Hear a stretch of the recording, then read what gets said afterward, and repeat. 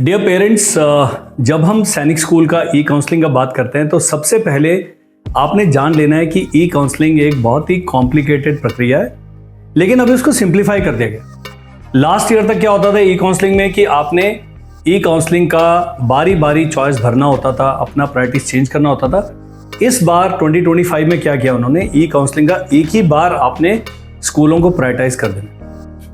6 round जो कि सितंबर तक जाके चलेगा, अक्टूबर में जाके स्पॉट एडमिशन होंगे। तो ये 6 राउंड हैं जो आपने प्रायोरिटी भर दी हैं, उसकी बेसिस पर आपको एडमिशन मिलेगा। जैसा आप जानते हैं क्लास 6 में सीटें ज़्यादा होती हैं और बहुत सारे बच्चे हैं अपनी चॉइस को रिकंसिडर करते हैं, ये करते हैं, तो 6 में थोड़े चांसेस ज़्यादा हैं, लेकिन 9th में हर राउंड के बाद आपने देखना है कि हमारे पास कितनी सीटें बची। यदि सीटें नहीं हैं, आप रिकंसिडर भी करेंगे, होल्ड एंड कंटिन्यू करेंगे, उसका कोई लाभ नहीं है, क्योंकि ई काउंसलिंग में आपके बच्चे के अगर मार्क्स कम है तो सीट मिलने के चांसेस भी उतने कम है। बहुत सारे पेरेंट्स जो हैं वो सोचते हैं कि हमने ऑल इंडिया रैंक हासिल कर लिया है और ऑल इंडिया रैंक की बेसिस पे हमें सीट मिल जाएगा, which is a wrong way of looking at things. सैनिक स्कूल में जो सारा रिजर्वेशन है वो है स्टेट मेरिट के आधार पे, क्योंकि वैकेंसी स्टेट मेरिट के आधार पर अलॉटेड है। होम स्टेट में 67% वैकेंसी है और इनको 5 कैटेगरी में बांटा जा सकता है, SC, ST, OBC, NCL, defence and unreserve. General वाले हैं वो अनरिजर्व में ऑटोमेटिकली आते हैं, लेकिन SC, ST एंड OBC ऐसे हैं यदि उनके मार्क्स ज्यादा हैं तो वो भी अनरिजर्व कैटेगरी में काउंट होते हैं, उनकी अपनी वैकेंसी ज्यों की त्यों बरकरार रहती है। तो अनरिजर्व मेरिट में मान लीजिए 17 सीटें, आपके बच्चे का नंबर 18 है, लेकिन कुछ 7 या 8 SC, SC या OBC, NCL वाले ऐसे हैं जिनके अनरिजर्व वाले में मार्क्स आते हैं, तो वहां पर आपका बच्चे की मेरिट और नीचे हो जाएगी, ये ध्यान रख देना। अब 6 राउंड चलेगा जी ई काउंसलिंग।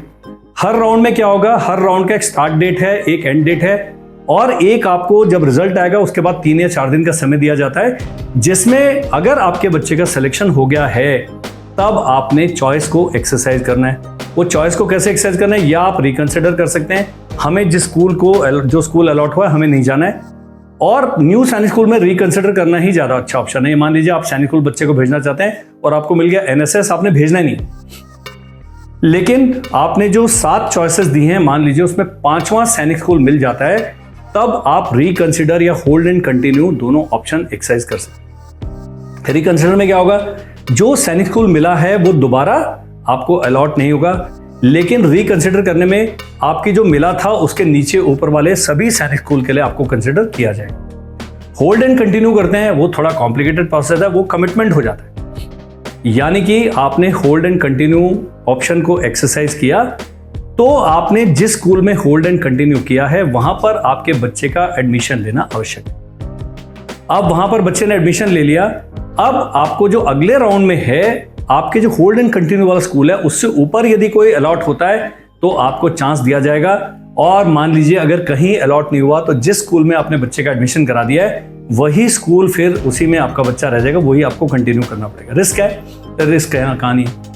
मान लीजिए आप रिकंसिडर करते हैं, अगले राउंड में कोई मिला ही नहीं और अगले सभी राउंड में कुछ भी नहीं मिला, ये भी एक रिस्क है जो पेरेंट्स ने समझना चाहिए। और दूसरी चीज है स्टैटिस्टिक्स, सांख्यिकी जिसे कहते हैं, उसको आप सीरियसली लेते नहीं। 1.5 लाख बच्चे हैं जो मैदान में हैं, सीटें न्यू सैनिक स्कूल और सैनिक स्कूल की मिला के टोटल 8,500 है क्लास 6 में, और 11-1200 सारी मिला के हैं क्लास 9 में, यानी कि इतने बच्चे जो हैं उनको किसी भी स्कूल में एडमिशन नहीं मिलेगा। आपके बच्चे के बहुत ही कम मार्क्स हैं, किसी एक राउंड में मिल भी सकता है, लेकिन मेरा रिकमेंडेशन है कि आप अपने बच्चे का सैनिक स्कूल में एडमिशन छोड़ के जिस स्कूल में पढ़ रहा है उसमें उसको कंटिन्यू करने दें। तब आप कहेंगे सर सितंबर में आ गया नंबर, अगेन रिस्क है, आप स्कूल से निकालें, अगर आप चाहते हैं वहां पर भेज दें। कई पेरेंट्स का है कि सैनिक स्कूल का सिलेक्शन ही अक्टूबर तक चलेगा, फिर पढ़ेगा कब बच्चा, तो सैनिक स्कूल का सत्र स्टार्ट हो गया। कुछ 15-17 बच्चे हैं जो अगस्त, सितंबर, अक्टूबर में एडमिशन लेंगे, उनके लिए ब्रिज कोर्स करा के उनके फटाफट उनका सिलेबस करा दिया जाए। एक मेरा क्लास लिया मैंने अपने ऑनलाइन ऑफलाइन वाले बच्चों के लिए कि सैनिक स्कूल की लाइफ कैसे होती है। सैनिक स्कूल में अपने बच्चे को भेजने से पहले वहाँ की लाइफ कैसी है उसके बारे में पूरी जांच पड़ताल कर लें। बहुत सारे केसेस हैं जो 1.5 लाख रुपए फीस देके 1 सप्ताह बाद बोलते हैं हमारा बच्चा वहाँ नहीं रह पा रहा है, वो इतनी ज़्यादा फीस का आपका नुकसान हो जाएगा, बहुत कम पोर्शन का रिटर्न होगा। तो ये आपने बड़ा सोच समझ के डिसीजन लेना। अब इसमें एक रह गया स्पॉट एडमिशन।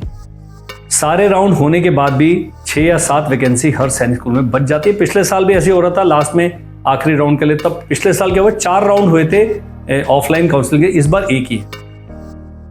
छठे राउंड के बाद फिर से आपको ऑप्शन दिया जाएगा कि भाई आप बहुत सीरियस हैं सैनिक स्कूल में बच्चे को डालने के लिए, आप रीप्रायोरिटाइज कर दें। तो रीप्रायोरिटाइज मतलब आपकी पूरी चॉइस दोबारा भर जाएंगी बेस्ड ऑन वैकेंसीज कितनी बची हैं किस सैनिक स्कूल में और आपके बच्चे की मेरिट क्या है, और उसके आधार पर आपको एक दिन दिया जाएगा। भाई अगर आप इंटरेस्टेड है, मेडिकल करा के डॉक्यूमेंट लेके फीस का डिमांड ड्राफ्ट बना के इस दिन पहुंच जाएंगे। हर एक सैनिक स्कूल में लोग पहुंचेंगे। स्पॉट एडमिशन में जो ऊपर से मेरिट में आएंगे उनको ऑफर किया जाएगा, नहीं पहुंचे तो अगले को ऑफर किया जाएगा। और उस दिन यानी कि 18 अक्टूबर को 13 तक स्पॉट एडमिशन खत्म हो जाएगा। सारा कुछ पूरी कार्रवाई 18 अक्टूबर को समाप्त हो जाएगी। बड़ी लंबी प्रक्रिया है, लेकिन इस बार एग्जाम लेट हुआ तो सारी चीजें लेट हो गई हैं। जनरली ये सारा जो प्रोसेस है मई जून तक खत्म हो जाना चाहिए, ताकि बच्चे फ्रेश बैच के साथ अपने स्कूल की पढ़ाई जारी रख सकें।